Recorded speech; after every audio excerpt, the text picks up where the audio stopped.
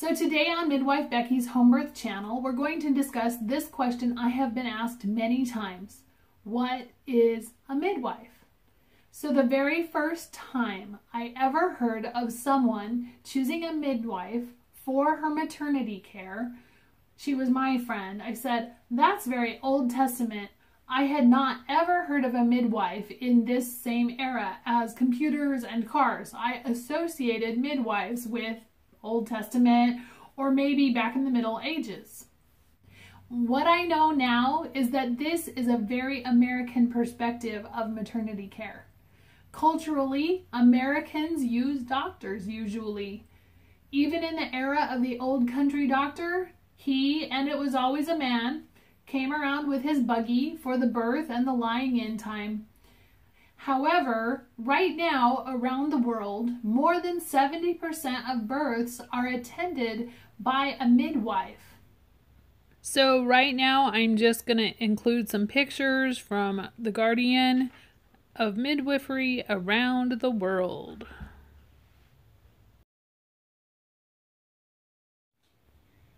So this 70% is a big deal. This blows my mind. The concept of midwife is very old, but continues to be relevant and contemporary because guess what? People are still giving birth. So let's go back to what is a midwife. So this midwife, me, is a language, this midwife is, I am a language nerd. And I love reference books. So we have to look up midwife in the Oxford English Dictionary online for an English definition. So let's go there. So a midwife is a person, typically a woman, but not always, who is trained to assist women in childbirth.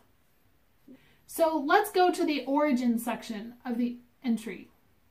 So it says Middle English, and I'm reading this, probably from the obsolete preposition mid or with plus wife, which is archaic for woman, and it expresses the sense of a woman who is with the mother. Great, with woman. Well, women and people still give birth, so this definition works.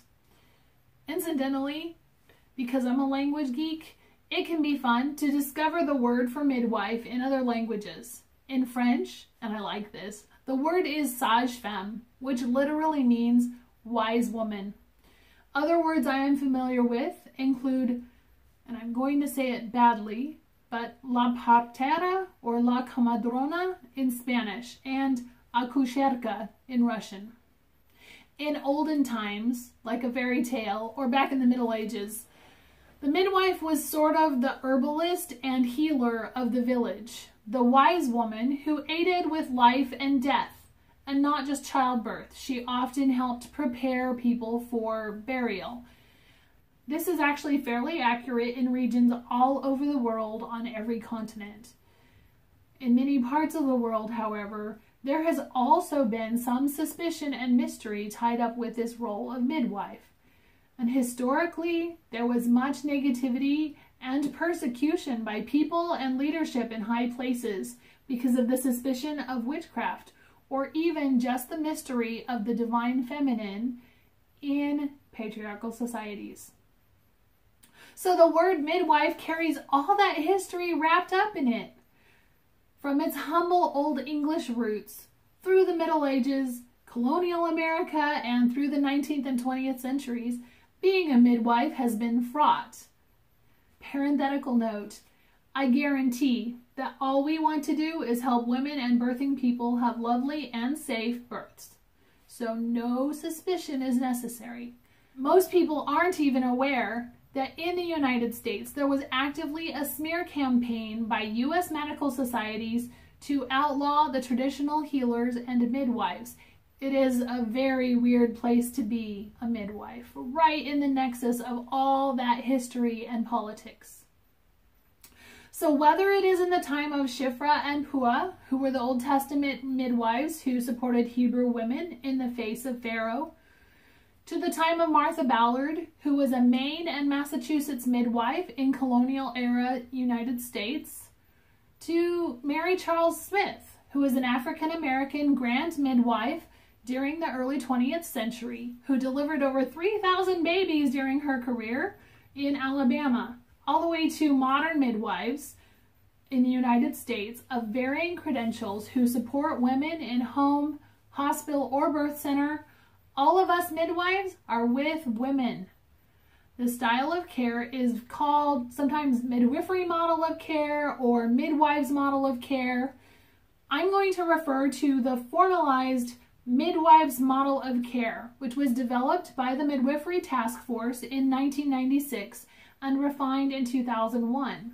So I'm going to read this because it's specific and I want to get all the words. The midwives model of care is based on the fact that pregnancy and birth are normal life processes. The midwives model of care includes monitoring the physical, psychological, and social well-being of the mother throughout the childbearing cycle, providing the mother with individualized education, counseling, and prenatal care, and continuous hands-on assistance during labor and delivery and postpartum support. It includes minimizing technological interventions and identifying and referring women who require obstetrical attention. The application of this woman-centered model of care has been proven to reduce the incidence of birth injury, trauma, and cesarean section. So the first one is that pregnancy and birth are normal life processes. My approach to pregnancy and birth is that it is not a medical event until it is. So midwives, and I'm a midwife, we go into pregnancy and birth expecting it to unfold normally. There's lots of paths to normal birth and we don't expect them all to look the same. But we know what birth is supposed to look like and we expect it to follow a general process. We often describe ourselves as flight attendants. We're happy to serve drinks and snacks and direct you to the bathroom, but if things get really complicated on the flight, we have emergency skills to deal with the now. We have the ability to recognize when to refer to other providers and to manage urgent situations while referring to or transferring for further care in a higher level facility. Midwives are so passionate and particular about this approach to pregnancy and birth that most midwives refer to those they serve as clients, not patients. Language matters. It cues our brain about how to think about pain and overwhelming situations, which very frequently come up in the process of labor and birth, but it's not necessarily medical. So the midwife model of care also talks about monitoring the physical, psychological, and social well-being of the mother throughout the childbearing cycle. So the backbone of this is excellent, extensive, and instructive prenatal care that is culturally appropriate and evidence-based. And this also addresses the next paragraph of the model. So for example, I spend a lot of time with my clients talking through their concerns, fear from previous births, and verifying that they have plenty of chances to voice concerns and understand the care that's being offered and provided. We spend hours of the prenatal time discussing the informed consent documents that I have prepared to educate them on all their choices in the care that is offered. Prenatal appointments usually last about an hour, and in my current model of care, take place in the homes of my clients. So midwifery is always conceptually about minimizing technological interventions. What this looks like is different in differing settings. A certified nurse midwife, for example, while working in a hospital, may do her best to minimize interventions while supporting a natural birth. A certified professional midwife may support one client who prefers her to use a Doppler to listen to the fetal heart rate, and another prefers her to use a fetoscope, which is a special kind of stethoscope, because that client prefers not to use the Doppler except when absolutely necessary. Finally, midwifery is usually about non-medical birth, especially when the midwife works in non-hospital settings such as home or birth center. This means we refer and collaborate with other healthcare providers to provide complete care for our clients. For example, if a client signs up for a home birth midwife and through the course of her pregnancy it is discovered through testing that she has gestational diabetes, she can also be referred to an endocrinologist, track her sugars, and if her pregnancy and gestational diabetes is well managed by diet and she doesn't need to take medication, she can still have an out-of-hospital birth, assuming everything else is safe. So a couple of years ago, I made a video with other midwives working with a birth photographer to demonstrate what home midwifery care looks like. Each of us practices a little bit differently, but it's a really good look into what home midwifery care can look like. I really hope that you'll watch that video as well, and I will include the link in the description below. In summary, I love this phrase from the Citizens for Midwifery website. By focusing on the model of care, we can avoid divisiveness over credentials and which categories of caregivers do or don't practice real midwifery. The issue becomes the kind of care, the evidence that supports its value, how to remove obstacles to its availability, how to make it available to as many women and birthing people as possible, regardless of who is providing the care. The midwife's model of care then becomes a standard or ideal that all maternity care providers can attempt to meet.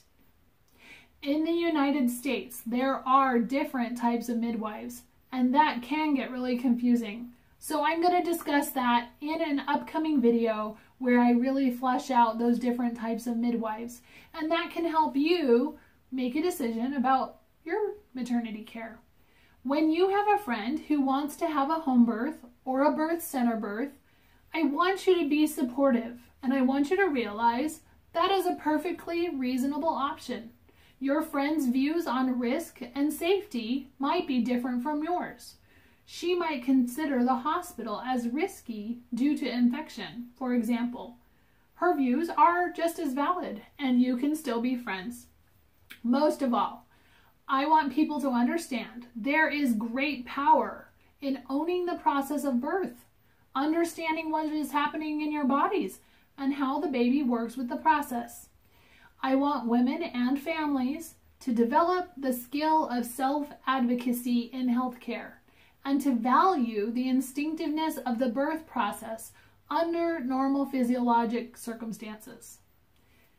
I want to step out of the way while my clients and anyone who is getting information about midwifery to grasp control of your healthcare, consult with midwives, doctors, and other providers to make choices, but really to own it yourself.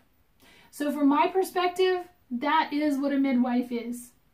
Thanks for stopping by my channel. I hope you have learned something today.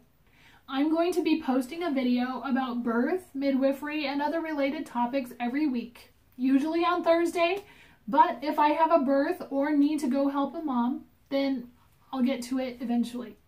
If you like what you have heard, please subscribe. And if you have more questions after watching, please ask them in the comments. I will answer as many as I can.